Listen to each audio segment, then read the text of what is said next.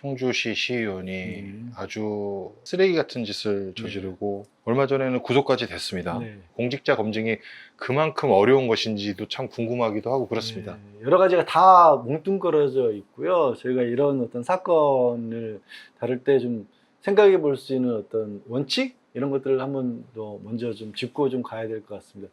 근데 이걸 짚으려고 하다 보니까, 이거 진짜 유튜브 지금 계정 새로 판지 얼마 되지도 않았는데 이거 얘기하다가 좀 날 폭파하는지 말는지 모르겠어요.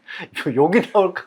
진짜 이성적으로 이걸 얘기를 하는 것 자체가 저도 내용은 많이들 보셨을 텐데 이런 걸 따질 때 이제 형사사건 같은 데도 그렇고 민사도 그렇긴 하지만 주로 있었던 일을 사실관계를 먼저 정확하게 판단을 한 다음에 그 사실관계에 맞춰서 거기에 대한 가치 판단을 하는 게 법의 이제 판단의 어떤 순서이고요. 그게 일반적인 그 사는 데 있어서도 그게 도움이 많이 됩니다. 왜 제가 이 말씀을 드리냐면 감정이 앞설 때는요.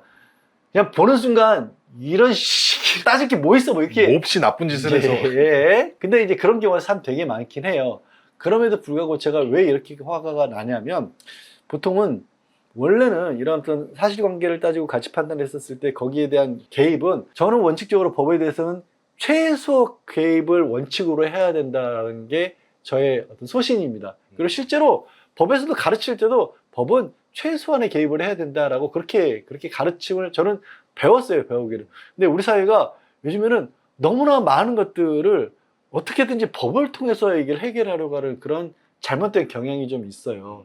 근데 그런 경향과는 좀 반대로 그럼 거꾸로 봤을 때 왜 이런 경향이 생기냐면 우리가 윤리, 종교, 상식 이런 것들의 단위에서 해결했어야 될 그런 문제들이 해결이 안 되고 있다 보니까 걸핏하면 법으로 가는 그러니까 대한민국이 좀 우려스러운 상황이긴 한데 그럼에도 불구하고 지금 제가 말씀드린 것 있죠. 윤리라든가 뭐 도덕이라든가 아니면 종교라든가 이런 것들의 코어 중에 하나 남은 것들이 어떤 것들이 있을까? 예를 들어서 아까 말씀드린 것처럼 뭐 누가 봐더라도 이런 말씀인 거예요. 쉽게 말씀드려 10계명은 다 알잖아요.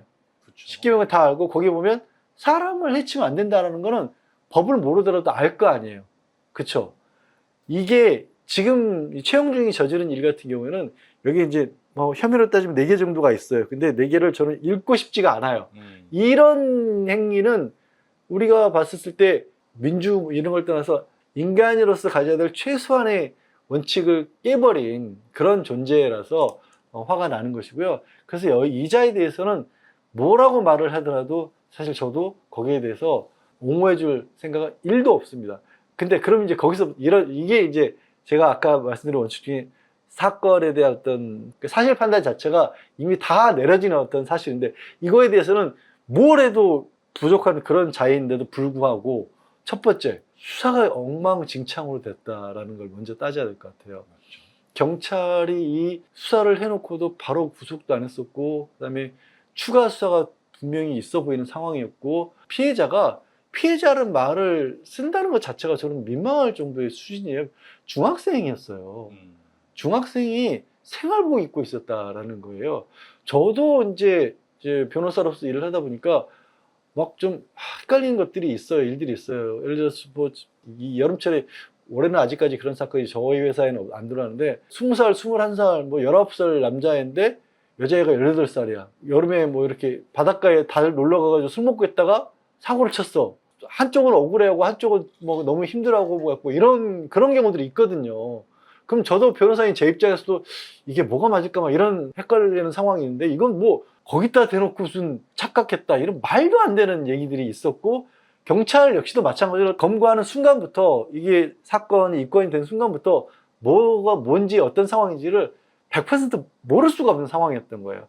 그런데도 불구하고 영장 청구가 제대로 안 됐어. 구속영장 청구가 제대로 안 됐었고 그리고 그런 정도의 중학교 1학년인 피해자가 나오는데 그 사이에 주고받았던 내용들을 비춰봤을 때는 한 번에 있었던 일이 아닐 거라는 걸 누가 봐도 알 수 있는 상황이에요. 적어도 경찰이라면. 그러면 여죄 수사를 당연히 해야 되는데 통신영장을 청구를 한 겁니다. 네. 검찰에. 네.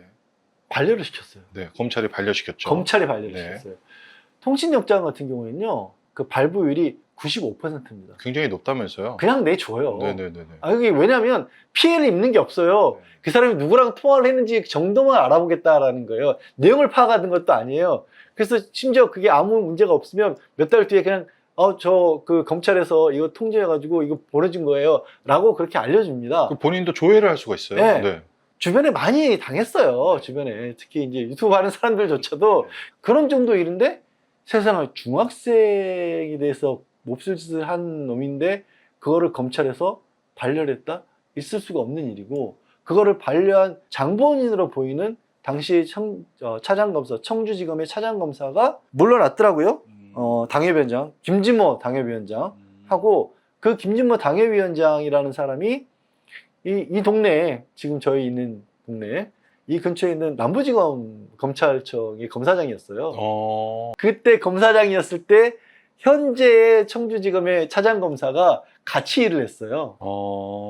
그러면 누가 봐도 서로 모르는 사이라고 보기가 어렵잖아요. 그 검사장이었던 사람이 공천을 줬던 거예요. 이게 제가 국민의힘이라고 제가 탓하자는 게 아니라 검찰을 지목을 하는 거예요. 자, 말씀드린 것처럼 95%가 이게 발부가 되는데 어떻게 이런 상황에서 반려가 됐었을까? 그리고 영장이 청구가 된 뒤에 처음에 왜 이게 영장이 처음에 반려가 됐었는지에 관한 설명을 차장검사가 제대로 설명을 못하고 있었어. 멍뚱한 소리들 막 내용이 뭐 부족했다더니 이런 얘기들 했었거든요. 뭐 이렇게 피의자가 자기가 이렇게 뭐 열어보도록 해라. 뭐 그냥 자진으로 말도 안 되는 하도록 소리, 해라. 예, 상식에 전혀 맞지 않는 일이고 오히려 거기에 대해서 김준모라는 사람도 처음에 알려져서 저를 또 화나게 만들었던 부분이 아까 말씀드린 것처럼 그 저기 유부남도 아니고 그다음에 뭐 헷갈렸다고 잘 몰랐다고 이런 식으로 얘기를 했다는데 중학교 1학년 생활복 티가 나죠. 티가 나요. 그 일반 사복하고는 다릅니다. 말도 안 되는 그리고 나왔던 게 담배를 뭐 사주겠다고 뭐 이런 식으로 접근했다는 내용에 일할만 알아도 아직 검사장이었다니까. 검사도 아니고 평검사도 아니고 이명박 때 민정수석실에서 근무했던 사람이에요. 대검의 기획조정부장이나 거쳤던 사람이에요. 그런 사람이 그거에 대해서 몰랐다는 건 있을 수 없는 일이고요. 오히려 역설적으로 생각해 볼 수 있는 건 검찰과 관련된 사람들이 자기가 눈 감고 누군가에게 예전에 그런 얘기를 이제는 이제 검사들이 수사권을 가지고 있지 않는 세상이 됐지만 누군가는 그렇게 말을 한 적이 있어요. 누구를 수사라는 것보다 누구를 봐주는 게 더 강력한 힘이라고. 그러니까요. 기소하지 않는 힘이 검사의 힘이다. 예, 그게 진짜 힘이다. 그런 얘기 했었는데 딱 그 상황이 생각날 수밖에 없는 그런 상황이라고. 근데 이게 또 언론에서 많이 안 다루고 있더라고요. 네. 정말 열받게 만드는 일이었고 아까 말씀드린 것처럼 김진모는 그 자리에서 물러났다고 하지만 물러났다고 할 때라도 그럼 국민의힘은 여기에 대해 책임이 없다? 전혀 그렇게 보지 않아요. 책임 있다고 여전히 보고 있고요. 여기에 이제 최근에 알려지고 난 사람들을 분노하게 만들었던 게 선거비용 보전받을 수 있다라고. 아니 선거비용 보전은 둘째치고요. 네. 지금 이 사람이 의원직을 사퇴했는데 임기 16일치에 해당하는 월급을 받았다고 해요. 네. 시의회에서는 월급 제한 사유에 해당하지 않아서 지급을 했다고 하는데 그래요. 법은 그럴 수 있다고 치는데 이게 일반인의 감정에서는 네. 도저히 납득이 안 됩니다. 많이들 좀 문제점을 지적을 해서 개선이 된 부분이었는데 이게 제일 흔하게 이제 예전에 예로 들었던 게 만약에 테드 PD님이 저렇게 무섭게 생겨가지고 저를 막 때렸어요. 실제로 힘도 센 사람이. 막 그래서 제가 만시창이가 됐어요. 네. 경찰에 갔어요. 예전에는 경찰서에서 테드 PD를 이제 처벌을 하기는 하는데 치료비는 네가 따로 민사소송으로 받아라.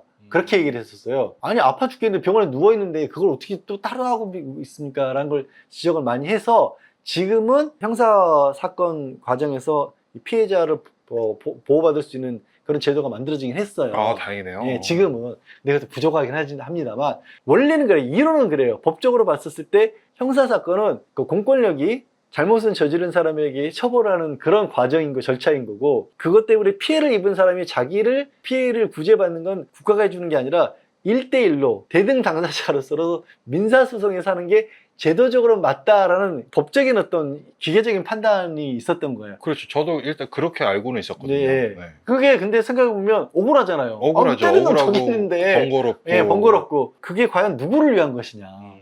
이론주의라든가 국가의 공권력이 그냥 남용되는 그런 것과 그게 아니라 뭔가 어떻게 봤었을 때는 한 번에 묶어서 하는 것이 더 맞는 것이지 아닐까라는 생각이 들 수도 있는 것도 여기를 연장선상에서 볼 수도 있는 거예요. 그러네요. 물론 여기에 대해서는 반론도 가능해요. 저도 참 많이 했던 게 윤석열 때 그 얘기 진짜 많이 했어. 어쩔 수 없이 많이 했던 게 사람들이 저한테 변호사인데 아니 그런 것도 안 만들어 놓고 법을 이렇게 안 만들어 놓고 윤석열이 저런 짓거리 하고 하는 거 어떻게 하냐고 그랬더니 제가 맨날 했던 답안이 이거였어요. 그런 짓거리를 할 줄 어떻게 알았습니까? 법원이 국회가 어떻게 알았습니까? 라고 했으니까 이런 흠결이 생긴 거기는 합니다. 하지만 그럼에도 불구하고 이런 문제는 좀 문제가 있다. 그러면 어떻게 해결을 해야 될까?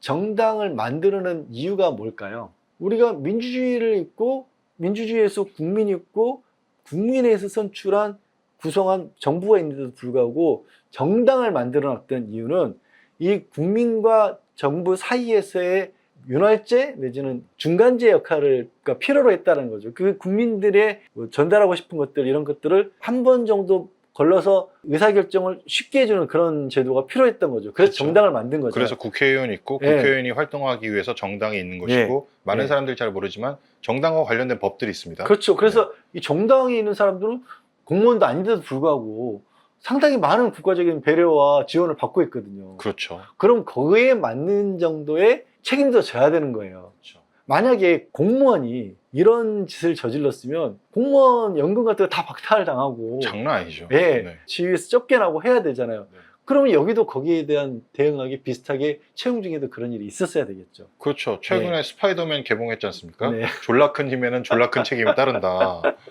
아무튼 그래서 최영중에 대해서도 저는 이 부분에 대해서는 국민의힘도 책임이 분명히 있다. 그렇죠. 그리고 이 부분에 대해서는 여기서 이제 그 해결을 해야 된다라고 봅니다. 적어도 일종의 손해배상을 해야 된다고 봐요. 없었더라도 만들어야 돼서 제가 말씀드린 것처럼 민간인이라면 없었기 때문에 앞으로 만들어서라도 해야 된다고 할 일이 아니라 정치적 책임이라서도 이걸 자발적으로 해내야 된다고 봐요.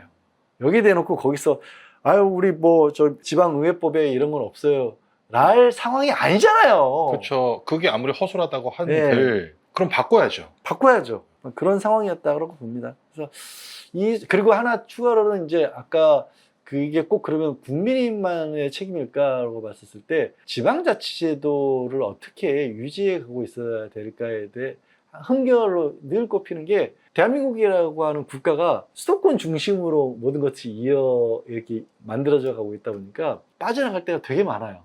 진짜 이게 서울만 벗어나도요. 그냥 경기도권만 가도 무슨 일이 어떻게 벌어질지 모르는 일들이 생각보다 많아요. 제도적인 보완책들이 필요하다. 제도적인 보완책들은 지방자치체가 중앙정부로부터 힘을 나눠받는 거예요. 자기 의사결정권을 가지고 있는 것들이 생겨야 돼요. 그래야 그 지방에 사는 국민들이 지방의회에 관심을 가지게 되는 거고 지방자치체에 관심을 가지게 되고 있는 거고 거기 지방의회의 시의원들이 시장이 군수가 무슨 일 하고 있는지 쳐다보고 내 돈 어떻게 쓰고 있는지를 알아야 함부로 빼먹지 못하고 엉뚱한 인간이 거기 가서 자리해먹고 이런 일을 국민들 스스로 막을 수가 있거든요. 지금은 신경 쓰는 게 국회의원밖에 안 바라보는 거예요. 많은 사람들이 그렇죠. 네, 그렇게 돼 있는 거예요. 구조적으로 그런 거예요. 그거를 국민들한테 지방자치정도가 굉장히 중요하기 때문에 여러분들이 이 서울만 쳐다볼 게 아니라 여러분 주변도 함께 관심을 가져주세요. 관심이 안 가져주시는데 어떻게 가져? 가지게 만들어줘야죠. 만들어줘야죠. 이런 부분이 간접적인 것 같지만 사실은 의외로 채용중을 막는데 꼭 필요한 거예요.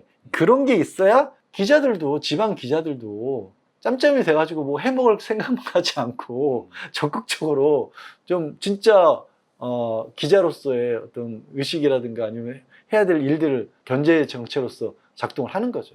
공직자선거법 지방자치의 허술함, 뭐 지방의회 허술함 이런 것도 답답하게 느껴지시겠지만은 이마저도 또 우리가 법을 처음부터 완벽하지 않았던 법을 계속 개선시키고 나가는 와중에 발생한 일이다. 그렇죠. 지금도 앞으로도 개선을 해야 되고 또 이제 이런 댓글이 얼마 전에도 달리긴 했는데 그러면 이제 뭐 촉법 같은 경우도 피해자는 어떻게 하냐 네. 그런 안타까움 달아주신 분도 많은데 법이라는 거는 만민이 평등하기 때문에 피해자를 구제하는 방법으로도 계속 진행을 하고 있다는 점 꼭 네, 알아주셨으면 좋겠습니다. 네.